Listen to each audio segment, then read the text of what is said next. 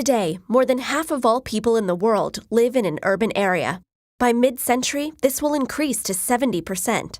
But as recently as 100 years ago, only 2 out of 10 people lived in a city, and before that, it was even less. How have we reached such a high degree of urbanization, and what does it mean for our future? In the earliest days of human history, humans were hunter-gatherers, often moving from place to place in search of food. But about 10,000 years ago, our ancestors began to learn the secrets of selective breeding and early agricultural techniques. For the first time, people could raise food rather than search for it, and this led to the development of semi-permanent villages for the first time in history. Why only semi-permanent, you might ask? Well, at first the villages still had to relocate every few years as the soil became depleted.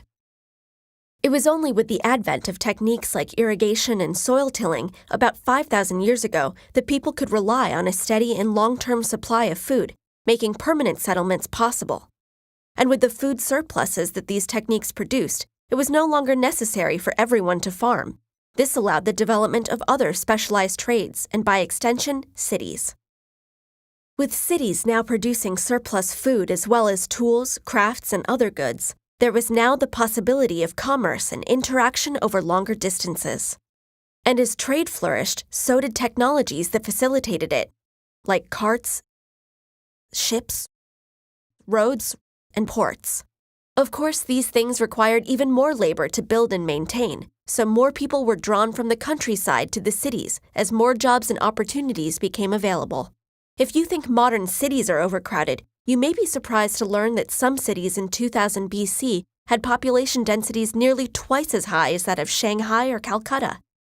One reason for this was that transportation was not widely available, so everything had to be within walking distance, including the few sources of clean water that existed then. And the land area of the city was further restricted by the need for walls to defend against attacks. The Roman Empire was able to develop infrastructure to overcome these limitations. But other than that, modern cities as we know them didn't really get their start until the Industrial Revolution, when new technology deployed on a mass scale allowed cities to expand and integrate further, establishing police, fire, and sanitation departments, as well as road networks and later electricity distribution. So what is the future of cities? Global population is currently more than 7 billion and is predicted to top out around 10 billion. Most of this growth will occur in the urban areas of the world's poorest countries. So how will cities need to change to accommodate this growth? First, the world will need to seek ways to provide adequate food, sanitation, and education for all people. Second, growth will need to happen in a way that does not damage the land that provides us with the goods and services that support the human population. Food production might move to vertical farms and skyscrapers, rooftop gardens, or vacant lots in city centers, while power will increasingly come from multiple sources of renewable energy. Instead of single-family homes, more residences will be built vertically.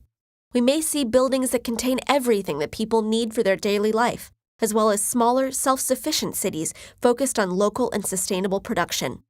The future of cities is diverse, malleable, and creative, no longer built around a single industry, but reflecting an increasingly connected and global world.